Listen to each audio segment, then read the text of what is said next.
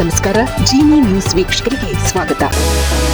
ಪಶ್ಚಿಮ ಏಷ್ಯಾದಲ್ಲಿ ಉಲ್ಬಣಿಸಿರುವ ಮಿಲಿಟರಿ ಸಂಘರ್ಷದ ಹಿನ್ನೆಲೆಯಲ್ಲಿ ಅತ್ಯಂತ ಪ್ರಮುಖ ಸಮುದ್ರ ಮಾರ್ಗವಾದ ಹೋರ್ಮುಜ್ ಜಲಸಂಧಿ ಒಂದು ವೇಳೆ ಮುಚ್ಚಲ್ಪಟ್ಟರೆ ಜಾಗತಿಕವಾಗಿ ಆಹಾರದ ಬೆಲೆಗಳು ಮತ್ತು ಜೀವನ ವೆಚ್ಚ ಏರಿಕೆಯಾಗಲಿದೆ ಎಂದು ವಿಶ್ವಸಂಸ್ಥೆ ಎಚ್ಚರಿಸಿದೆ. ಈ ಯುದ್ಧದಿಂದಾಗಿ ಜಾಗತಿಕ ವ್ಯಾಪಾರದ ಮೇಲೆ ಹೊಡೆತ ಬೀಳಲಿದೆ ಎಂದು ಅದು ತಿಳಿಸಿದೆ.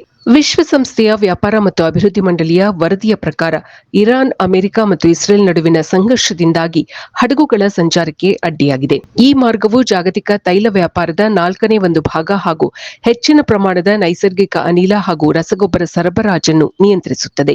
ಜಲಸಂಧಿ ಮುಚ್ಚುವಿಕೆಯಿಂದಾಗಿ ಸರಕು ಸಾಗಣೆ ದರಗಳು, ಇಂಧನ ಮತ್ತು ವಿಮಾ ಕಂತುಗಳು ದುಬಾರಿಯಾಗಲಿವೆ ಎಂದು ವಿಶ್ವಸಂಸ್ಥೆ ಎಚ್ಚರಿಸಿದೆ.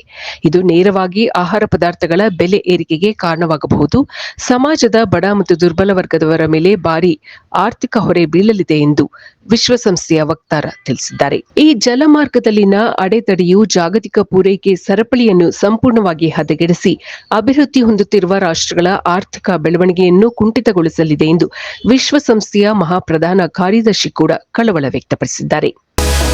ಈ ದಿನದ ನಿರಂತರ ಸುದ್ದಿಗಳಿಗಾಗಿ ವೀಕ್ಷಿಸುತ್ತಿರಿ ಜಿನಿ ನ್ಯೂಸ್. ನಮಸ್ಕಾರ.